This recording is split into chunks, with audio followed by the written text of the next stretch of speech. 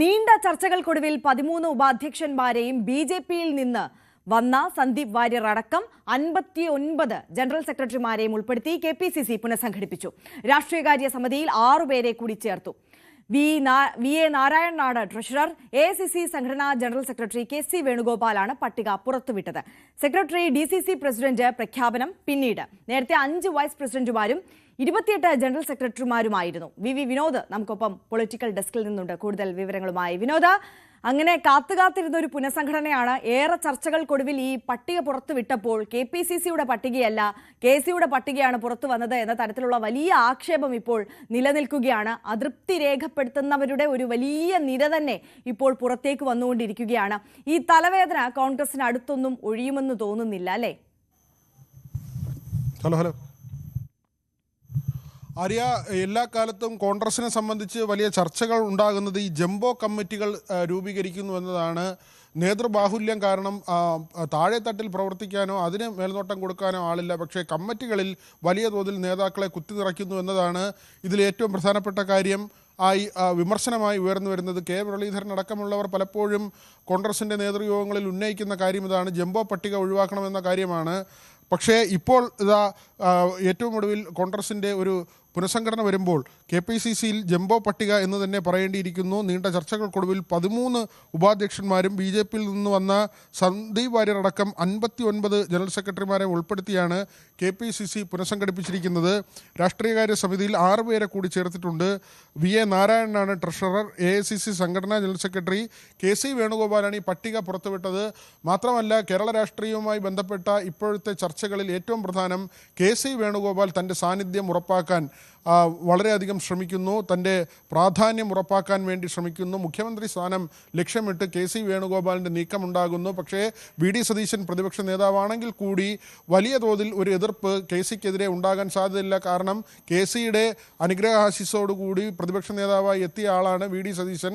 അതുകൊണ്ട് തന്നെ ഇപ്പോൾ AICC ജനറൽ സെക്രട്ടറി എന്ന നിലയിൽ ഒരുപക്ഷെ രാഹുൽ ഗാന്ധിയുമായി ഗാന്ധി കുടുംബവുമായി ഏറ്റവും അടുത്ത് നിൽക്കുന്ന വ്യക്തി എന്ന നിലയിൽ AICC നേതൃത്വത്തിൽ വളരെയധികം പ്രാധാന്യമുള്ള AK ആന്റണിക്ക് ശേഷം ഒരുപക്ഷെ കേരളത്തിൽ നിന്ന് AICC നേതൃത്വത്തിൽ ഇത്രയധികം ഇടം നേടുകയും രാജ്യത്ത് തന്നെ കോൺഗ്രസിൻ്റെ കാര്യങ്ങൾ തീരുമാനിക്കുന്നതിൽ നിർണായക ശക്തിയായി മാറുകയും ചെയ്ത കെ.സി. വേണുഗോപാൽ അടുത്ത് ഭരണമാറ്റമുണ്ടായാൽ മുഖ്യമന്ത്രി സ്ഥാനത്തേക്ക് ഏറെ വലിയ തോതിൽ പേര് ഉയർന്നു കേൾക്കുന്ന കെ.സി. വേണുഗോപാലിൻ്റെ താല്പര്യപ്രകാരമുള്ള ഒരു പട്ടിക തന്നെയാണ് വന്നിട്ടുള്ളത്. കൂടുതൽ ആളുകളെ അല്ലെങ്കിൽ നേതാക്കളെ പിണക്കാത്ത തരത്തിലുള്ളൊരു ജംബോ കമ്മിറ്റി, എല്ലാവരെയും തൃപ്തിപ്പെടുത്തിയുള്ള ഒരു കമ്മിറ്റി എന്ന നിലയിൽ തന്നെയാണ് കാണേണ്ടത്.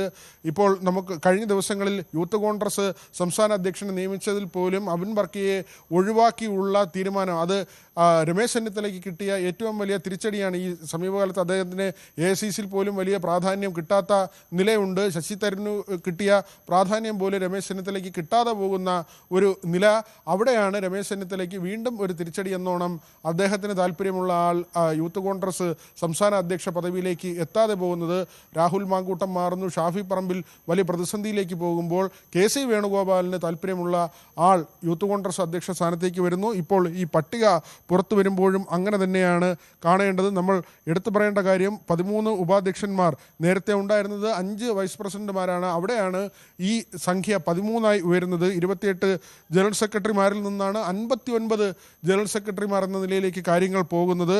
34 അംഗ രാഷ്ട്രീയകാര്യ സമിതിയിലേക്ക് രാജ്മോഹൻ ഉണ്ണിത്താൻ, VK ശ്രീകണ്ഠൻ, ഡീൻ കുര്യാക്കോസ് എന്നിവർക്ക് പുറമെ പന്തള സുധാകരൻ, CP മുഹമ്മദ്, AK മണി എന്നിവരെയും ഉൾപ്പെടുത്തി അങ്ങനെയാണ് 40 പേരായി ഈ രാഷ്ട്രീയകാര്യ സമിതി മാറുന്നത്. അങ്ങനെ സർവ്വതലത്തിലും കോൺഗ്രസിൻ്റെ സംഘടനാ സംവിധാനം നോക്കുമ്പോൾ എല്ലാ രീതിയിലും അതിൻ്റെ കമ്മിറ്റികളിൽ ആളുകളുടെ എണ്ണം കൂടുന്ന, നേതൃബാഹുല്യം ഉണ്ടാകുന്നൊരു നിലയിലേക്ക് പോകുന്നു. ജംബോ കമ്മിറ്റികളെക്കുറിച്ച് നേരത്തെ വലിയ വിമർശനം ഉണ്ടായിരുന്നെങ്കിൽ കൂടുതൽ ആൾക്കാരെ പിണക്കാതെ തൻ്റെ ഒപ്പം നിർത്തുന്ന നിലയിലേക്ക് കാര്യങ്ങൾ കൊണ്ടുവരാനുള്ള കെ.സി. വേണുഗോപാലിൻ്റെ ഒരു നീക്കമായി തന്നെയാണ് ഇപ്പോഴത്തെ പട്ടികയെ രാഷ്ട്രീയ കേരളം നോക്കിക്കാണുന്നത്. ആര്യ, വിനോദ് ഇപ്പോൾ സൂചിപ്പിച്ചതുപോലെ തന്നെ, അതായത് ഈ ഗ്രൂപ്പ് സമവാക്യങ്ങളെല്ലാം മാറി മറിയുന്ന കാഴ്ച അതിപ്പോൾ നമ്മൾ കഴിഞ്ഞ കുറച്ച് ദിവസങ്ങളായി ചർച്ച ചെയ്യുന്ന വിഷയം കൂടിയാണ്.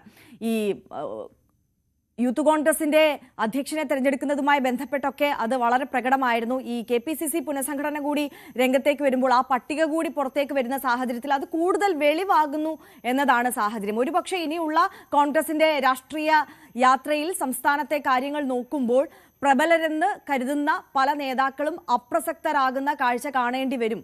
അങ്ങനെയാണോ മനസ്സിലാക്കേണ്ടത്?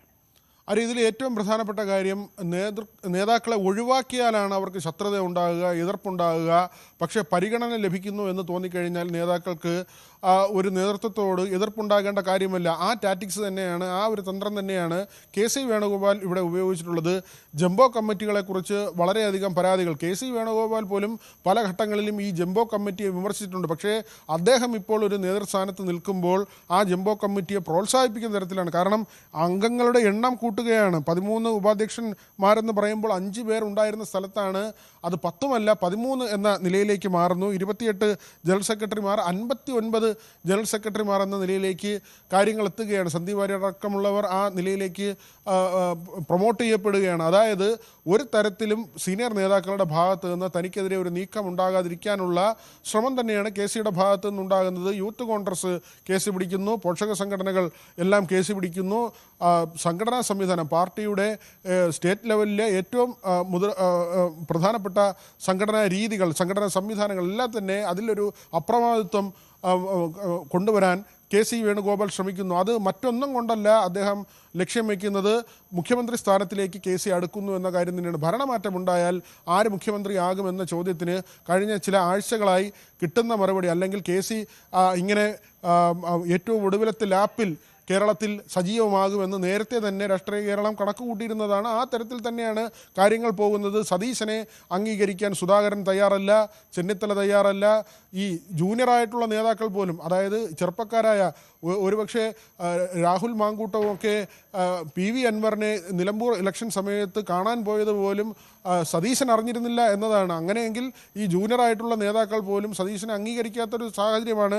ഷാഫി നേരത്തെ തന്നെ A ഗ്രൂപ്പ് വിട്ട് വേണുഗോപാലിനൊപ്പം പോയി, തിരുവഞ്ചൂർ വേണുഗോപാലിനൊപ്പം പോയി, അങ്ങനെ പ്രധാനപ്പെട്ട നേതാക്കളെല്ലാം പോയി. അവിടെയാണ് ചെന്നിത്തല ഒരു സീനിയർ നേതാവ് എന്ന നിലയിൽ പഴയ നിലപാടിൽ തന്നെ അങ്ങനെ നിൽക്കുന്നു. മാത്രമല്ല ചാണ്ടി ഉമ്മൻ കഴിഞ്ഞ ദിവസം എടുത്ത നിലപാടുണ്ട്. തൻ്റെ അപ്പയുടെ ദിവസം, അതായത് ഉമ്മൻചാണ്ടിയുടെ ഓർമ്മ ദിവസം തന്നെ കോൺഗ്രസിൻ്റെ പദവിയിൽ നിന്ന്, തനിക്ക് ചുമതല ഉണ്ടായിരുന്ന പദവിയിൽ നിന്ന് ഒഴിവാക്കി. ഒരു വാക്ക് പറഞ്ഞിരുന്നെങ്കിൽ താൻ മാറുമായിരുന്നു, തന്നോട് പറയാതെ ഒഴിവാക്കിയെന്ന് പറയുമ്പോൾ ആ മുനയും ചെന്ന് നിൽക്കുന്നത് KC വേണുഗോപാലിലേക്കാണ്. അതായത് പഴയ വിശാല ഐ ഗ്രൂപ്പിൻ്റെ നേതാവായ രമേശ് ചെന്നിത്തലയ്ക്ക് ഇപ്പോൾ നീരസമുണ്ട്. അതേ നീരസം ഉമ്മൻചാണ്ടിയുടെ മകനുണ്ട്. AI ഗ്രൂപ്പുകൾ, പഴയ AI ഗ്രൂപ്പുകൾ ഒരുമിക്കുന്ന ഒരു സാഹചര്യമുണ്ട്. ചാണ്ടി ഉമ്മന് രമേശ് ചെന്നിത്തലയുടെ എല്ലാ പിന്തുണയുമുണ്ട്. രമേശ് ചെന്നിത്തലയെ ചാണ്ടി ഉമ്മൻ പിന്തുണയ്ക്കുന്നുമുണ്ട്. അബിൻ വർക്കിയെ ഒഴിവാക്കുമ്പോൾ ആ ഒരു നീരസം രമേശ് ചെന്നിത്തലയും ചാണ്ടി ഉമ്മനും ഒരേ സ്വരത്തിലാണ് പറയുന്നത്. ഈ മുനയെല്ലാം ചെന്ന് കൊള്ളുന്നത് KC വേണുഗോപാലിലേക്കാണ്. അപ്പോഴാണ് ഇങ്ങനൊരു പുനഃസംഘടന വരുന്നത്. മറ്റ് നേതാക്കളെ പിണക്കാതെ പരമാവധി ആൾക്കാരെ ഉൾക്കൊള്ളിച്ചുകൊണ്ടുള്ള ഒരു ജംബോ കമ്മിറ്റിയുമായി വേണുഗോപാൽ അവതരിക്കുകയും ചെയ്യുന്നു. അതിന് അർത്ഥം മുഖ്യമന്ത്രി സ്ഥാനത്തേക്ക് ഒരു മാറ്റമുണ്ടായാൽ വേണുഗോപാലായിരിക്കും എത്തുക. സതീശൻ വഴിമാറി വേണുഗോപാൽ മുഖ്യമന്ത്രി പദത്തിലേക്ക് എത്താനുള്ള ഒരു കൃത്യമായ നീക്കം നടത്തുന്നു എന്ന് തന്നെയാണ് മനസ്സിലാക്കേണ്ടത്. ആര്യ, യെസ്, തീർച്ചയായും VV വിനോദാണ് വിവരങ്ങൾ പങ്കുവച്ചത്. എന്തായാലും പുനഃസംഘടനയെ ചൊല്ലി അതൃപ്തി ഇങ്ങനെ പുകയുമ്പോൾ ട്രാൻസ്ജെൻഡർ കോൺഗ്രസിലും അതൃപ്തി ഉണ്ട് എന്നുള്ളത് പരസ്യമായി രേഖപ്പെടുത്തുന്ന ഒരു സാഹചര്യത്തിലേക്കാണ് എത്തുന്നത്. ട്രാൻസ്ജെൻഡർ വിഭാഗത്തിൽ നിന്ന് ആരെയും ഉൾപ്പെടുത്തിയില്ല എന്ന പരാതിയും ഉയരുന്ന ഒരു സാഹചര്യമാണ്.